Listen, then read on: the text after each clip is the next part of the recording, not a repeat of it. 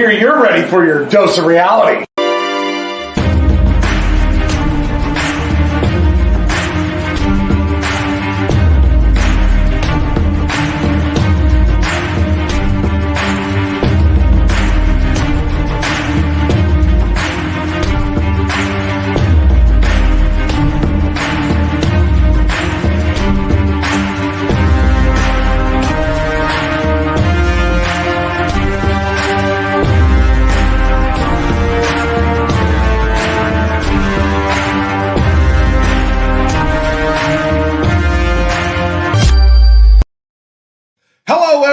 Welcome to the greatest show on earth here, the Dr. Quack Podcast.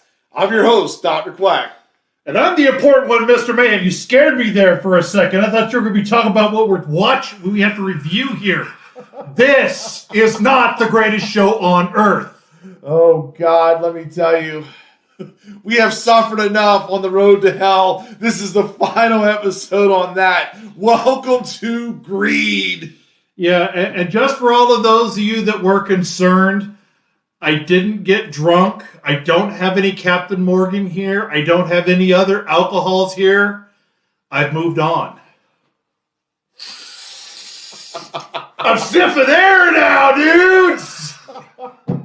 Yeah, it got pretty bad. And we're going to go right into this because this is just horrible. Yeah, it's pretty horrible. Attendance for this was 5,200 in Jacksonville, Florida. Believe it or not, they actually got more people for this show than they did the previous one we reviewed. Super Bro Revenge only had 4,600. So good job, WCW. You went out on a bang. You went out on a high note. That's right. The title of this show was All or Nothing. And really, it got both. Yeah, they also really put over Tony Schiavone and Scott Hudson, who the brilliant announce team who seemed to get worse as they went along.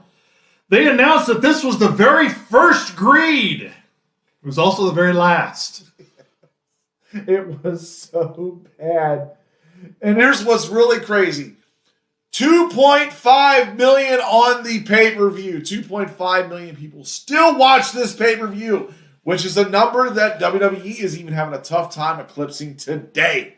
Yeah, and that's horrible. This took place on March 18, 2001.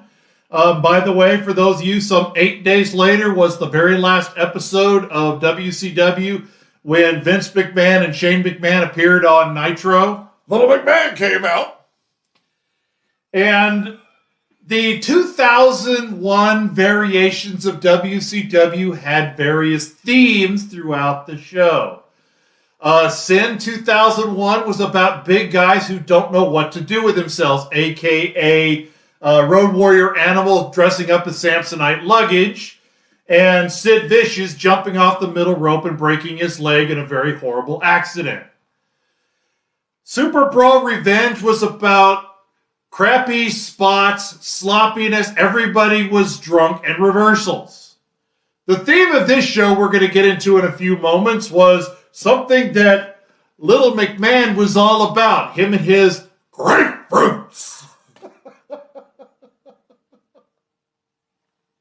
So let's move Yeah, forward. let's go into this. Commentators, of course. Who would you expect out here in the road to hell? Tony Schiavone and Scott Hudson. Yeah, there's nothing like seeing the angel of death and the angel of annoyance standing next to each other. Tony Schiavone has become a death knell. Whenever he talks, people tune out.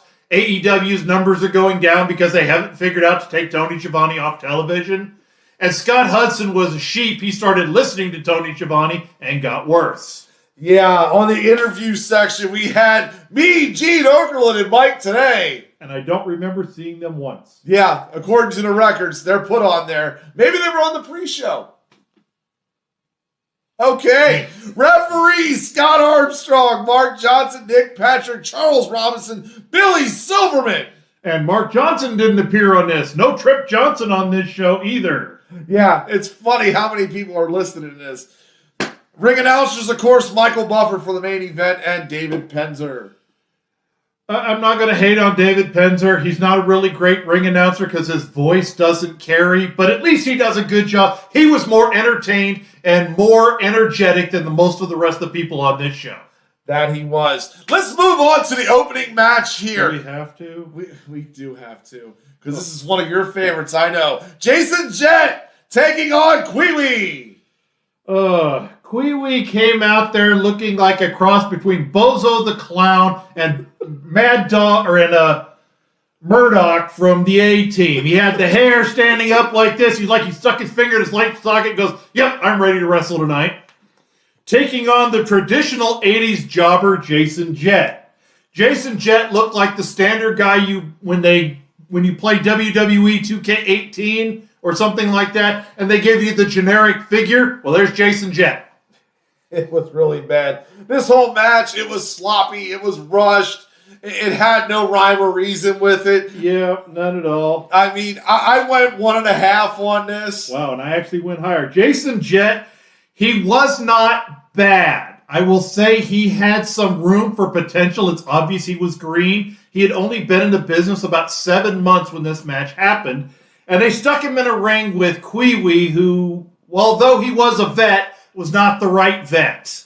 This was a bad booking idea to put a greenhorn with a vet. This match showed that you don't always just put a greenhorn with a vet and expect good results. Yeah, and our editor's taking off this week, so do not expect a lot of graphics on this because this was bad. And this is another example of you want to pay attention, for those of you guys on the indie circuit, pay attention to the ring gear you wear.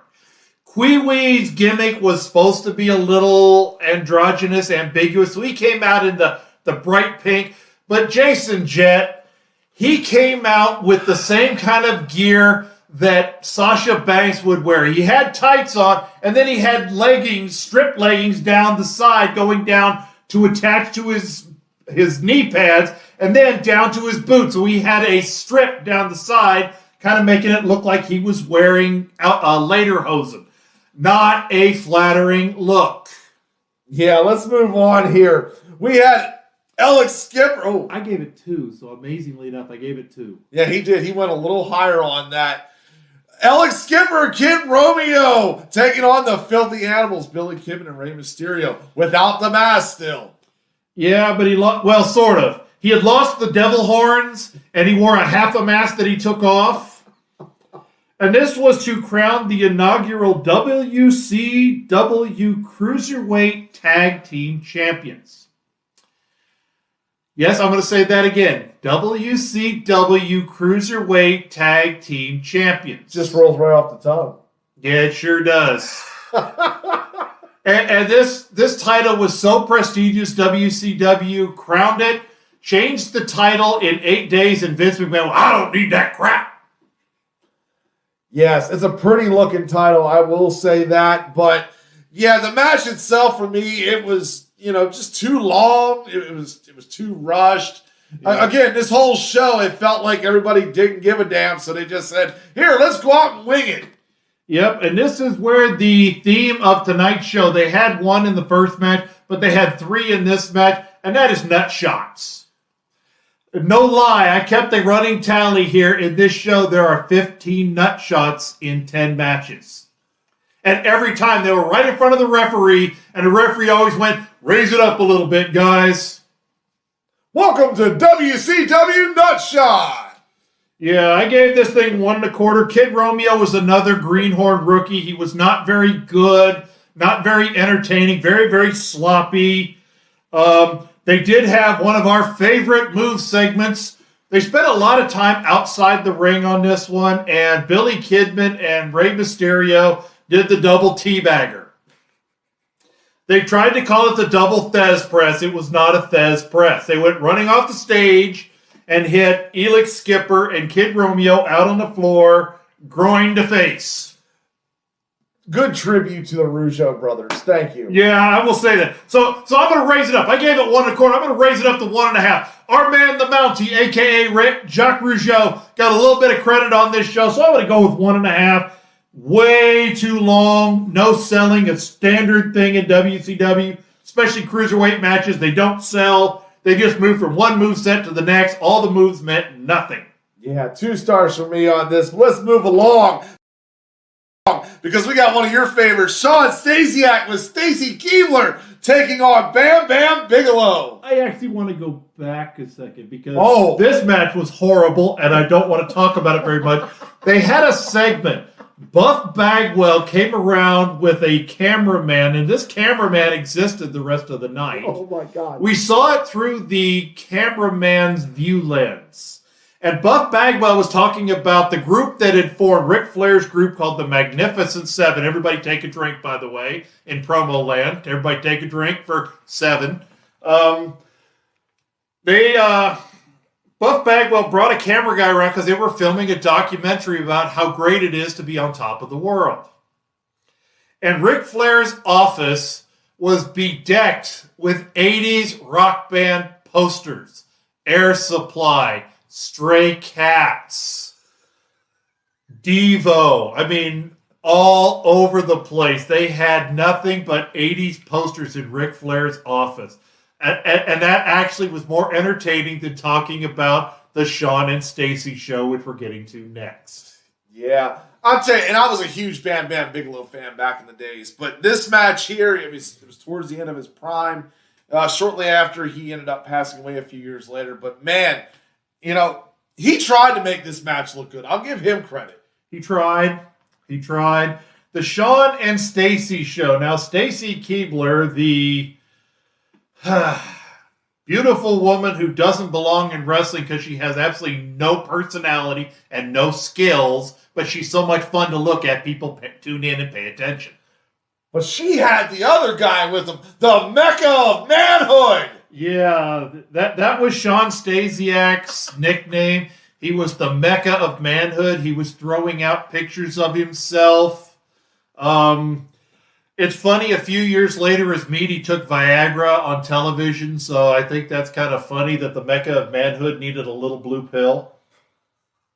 So bad. This match was horrible. It was all the bad parts of Rick Rude channeled into Shawn Stasiak. It was not entertaining, but he tried to be Rick Rude, and it didn't work. 1.25 stars. Yeah, I went 1.5. There wasn't much to this match. Yeah, this whole show was horrible. I'm trying to get up for this show. Yeah, there's not very much good, so don't expect that. Let's move on here. Team Canada, Lance Storm and Mike Awesome taking on Hugh Morris and Conan. Yeah, by the way, they let Shawn Stasiak beat Bam Bam Bigelow. Yes. I was trying to avoid that fact. Mike Awesome and Lance Storm. Team Canada taking on Hugh Morris and Conan. And Conan may have been a big deal in Mexico. I don't know what happened when he crossed the border, but when he got to the United States, God, did he suck. Ugh. This match was boring but passable. It felt more like a match they were working out in training. They were just trying to work out some kinks and moves and then realized they actually did it in front of a crowd. It was okay. The crowd didn't care, but the match was technically okay. 2 stars. Yeah, I went a little higher. I went 2.5. I felt like it was a solid match. Could have been better, but yeah, like you said, it looks like they just worked this out in the training center and said, here, let's try it on TV. Yeah. This whole show was... And by the way, you indie guys, that's not how you're supposed to work. If you're working it out in the training show, first of all, you shouldn't be working out a match at the training show.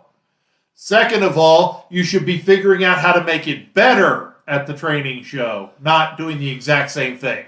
Oh my God. Yeah, so 2.5 for me. And now I'm going to move on to my Quack Attack! Because this match was the best match of the night. And it's hard when you've got shit on one side and shit on another side, and you actually have a nice burger right in the middle. Because this is what it was in the middle. Shane Helms, Chavo Guerrero, WCW Cruiserweight title match. I love this match. I felt like this was... a great match. The announcers actually didn't get too overly excited on this match, which was amazing. But overall, this was match of the night. I gave this 3 stars. As did I. This was a decent match. This was another one of those like the X-Pac, Owen Hart from King of the Ring 94. This was a fast-paced match, but it was not a spot fest. This was a well-worked, well-paced, good match. Shane Helms wins the Cruiserweight title in this match, which prior to that, Chavo Guerrero was the longest reigning champion in WCW prior to this show. Not Ric Flair, not Booker T, not Diamond Dallas Page, not Scott Steiner, Chavo Guerrero. And he did a good job of making this match mean something. This is the first time the crowd actually got lively and active. 3 stars. It was a good match. Yeah, it really was. I enjoyed it. It was a good setting right there. I wish the rest of the show before and after was better because this is really the only good one I got. Yeah. And we're moving on to the Chuck Norris Award here for this next match because this was the... my rating is misleading when I give it to you, but this was the best match on the card. Yeah. The Natural Born Thrillers, Chuck Palumbo and Sean O'Haire, taking on totally buff Bagwell and Lex Luger for the WCW Tag Team titles. Yes, and he went into a rant last show about how god-awful Lex Luger and Buff Bagwell are when they talk. There's no need to air that up. Oh, the editor's not there. I was going to ask him to cut it in and replay it, but we can't because the editor's not here. Yeah, he's taking vacation for good reason on this one. Understandable. But the reason, I only gave this match 2.25 stars. But in the overall grand scheme of things, this is a 4.5-star classic because the entire match, to include the promos, is 1 minute and 16 seconds. And Totally Buff got 0 offense in. Yeah, I could go with that. I went 2 stars on this. It was blah, blah, blah, blah, blah. Yeah, and now Tony Schiavone this is proof positive that Tony Schiavone has warped Scott Hudson. Because Scott Hudson during this match said B-roll footage, which is an industry term. He said squash, which is an industry term. He called it a pay-per-view squash. And he said cutting promos in the ring. Those are all industry terms that you would never hear off of WWF television. They were back to reading the book and breaking kayfabe on live television. Hello, Little McMahon. Please don't let him do it again. This is such good shit. It was shit, all right. Oh, my God. Moving along here. Ernest Miller with Miss Jones taking on Canyon. To give you how much I cared about this match, I fell asleep twice.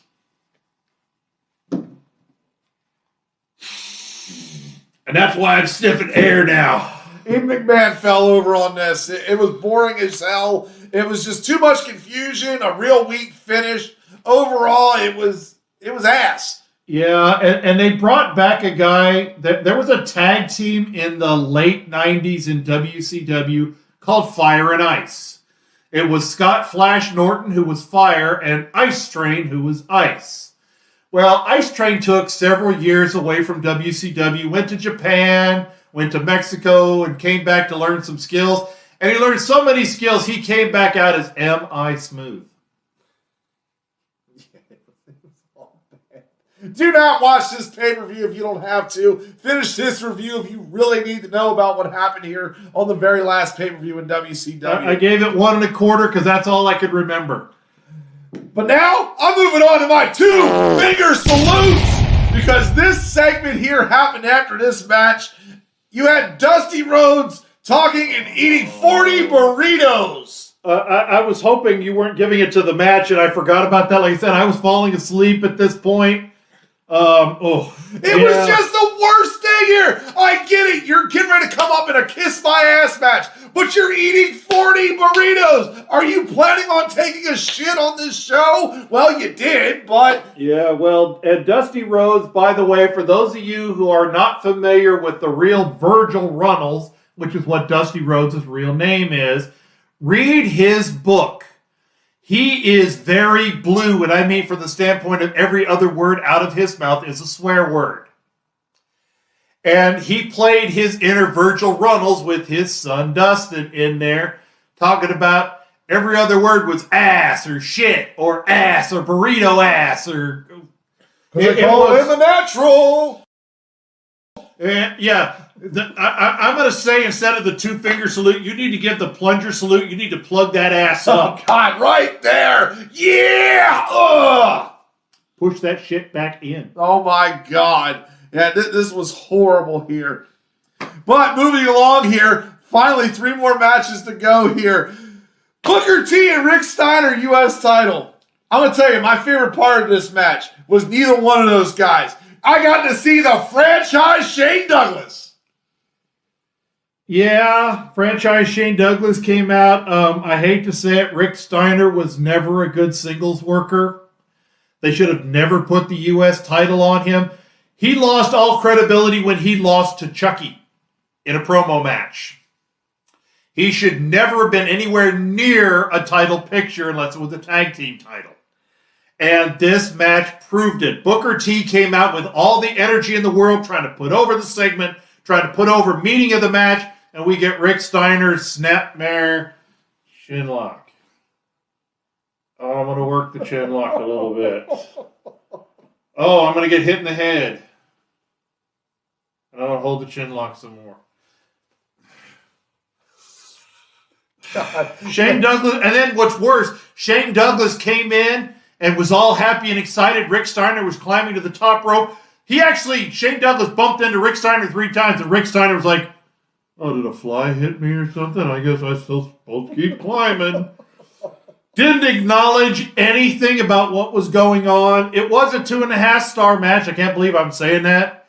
But Booker T did a good job trying to make this match mean something. Good job, Booker T. That explains part of why you're a WWE Hall of Famer. And this also explains why Rick Steiner didn't get signed over to WWE at all. At least Scott got a chance there. But we're moving on here, thank God. Oh, yeah, I forgot the spot here. We had the camera guy following around and had Animal in the back, and you had Buff Bagwell laid out. The best acting he's ever done. That's the only time I've been entertained by Buff Bagwell. Only time. Yeah. Moving on here. We had Dustin and Dusty Rhodes taking on Ric Flair and Jeff Jarrett in a special tag team match. The loser had to kiss the other one's ass. I've heard that before. Oh, yeah, Austin Owen Hart, right? Yeah. Yeah, well, this match is actually proof positive that the 80s style of wrestling works today. Less is more. I hate to use these 2 terms. He was out there dancing, getting funky like a monkey, baby. Yep, women use it when they talk about their hair. Tease it and work it. They tease the elbow several times. They kind of paced around each other. This is the only time the crowd gave a standing ovation. Yes, it is Ric Flair, Dusty Rhodes, but they showed that you don't need to throw everything at the wall to make the crowd happy. The crowd was wanting to be entertained, and most of the time they were not. All you need to do is give a little bit. It's teasing it. There was a guy I trained, Aaron the Candy Man. He used to just throw candy out for nothing. I told him, hold it up a little bit from the bag. Let people cheer for it. Work it. Make them want to be entertained. They want to be entertained. Make them want it more, and you will get a better crowd reaction. And then you don't have to bump so much. You don't have to do so many crazy spots and crazy bumps. Dusty Rhodes managed to work 35 years. Ric Flair worked almost 50. You don't hear about that from today's workers. Yeah, I mean, that was always good. It was the good sell of it.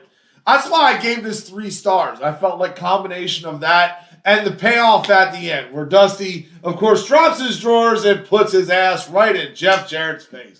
At least it wasn't the Pat Patterson version with the chocolate bar in the underwear. At least his underwear were clean. Yes, thank you, God, for that. But I never wanted to see what happens when you hit fat with a bag of nickels. 2.25 stars. There we go. And the main event here. Oh, yeah. We got one big match here for you. Yeah, Scott Steiner, WCW champion, taking on Diamond Dallas Page in a Falls Count Anywhere match. Yeah, and you could tell Michael Buffer was at the point of, this sucks, I just want my payday. because usually the crowd got into it. The crowd was quiet. They did not, when he did the "Are you" and carried on with the rest of his phrase. Sorry, I don't want to get hit with the copyright. But when he would do that, usually the crowd would cheer, even if because of Pavlov's training that they knew to cheer. This time they didn't. Buffer didn't care. The crowd didn't care. Yeah, this match was just flat and boring. And it did have one upside, though. Somebody we both know. From our time here in Texas, I helped with working out with him when we first started coming up through the rings together in Austin and in Necro School. You were there with him. You got to work with him a couple times in Battle Royals in Austin, in capital of Texas. Paul London, former WWE World Tag Team Champion, was the plant kid that got his whatever he was holding up stolen from him that was slammed into Diamond Dallas Page's face. So Paul London was a plant, so that already raised the score just a little bit. Yeah, I mean, it was good to see him on there, but God, this match was just horrible. I'm going to go probably about 1.5. I was not very happy with this match. And, it was just like, you had Steiner. He held the title. And then a few days later, didn't he drop it to Booker T? Is that correct? He dropped it 8 days later on the last show. Yeah. So it was just straight garbage. Yeah, there was no fire from Steiner. None at all. The Steiner recliner, he just he was channeling his inner brother Rick Steiner. There was no passion to his moveset. Even his little 2 count and then roll over and do push-ups. No fire. Diamond Dallas Page tried. He really tried, but the crowd kind of sensed the writing on the wall. I also went 1.5. It was okay. Geico match clap of the night. Yeah, that's how much enthusiasm I have. But we're leading into the point that deserves to be sprayed. Go right ahead. Alrighty, and got to get one more hit here. Oh, God. Yeah, this was a funeral. That's why I got my hat off. WCW, they had a thing about long endings. Well, they showed a montage of great action, as they called it. And they were showing some of the worst things, like Dustin Rhodes walking down to the ring pointing was their great action.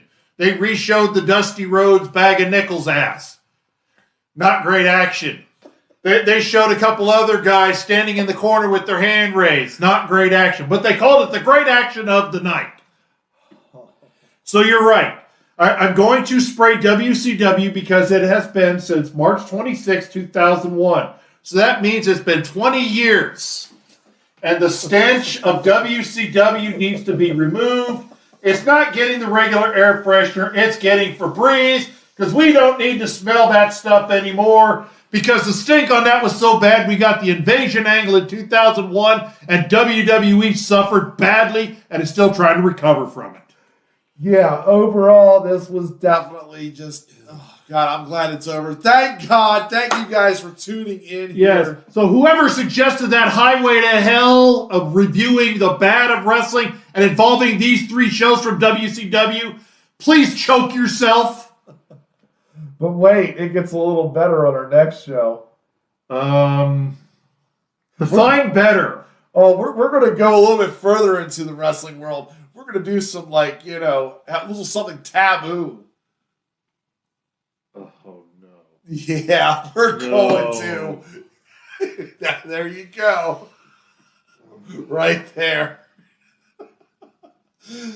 Thank you all for tuning in. Didn't we get tortured enough? Oh, no. Little McMahon thought it was really good. It was some good shit. I'm Dr. Quack. At least Katie Vick is not on Taboo Tuesday. And I'm the important one, Mr. Mayhem, saying, kids, don't do drugs, don't sniff paint. And I'll see you later.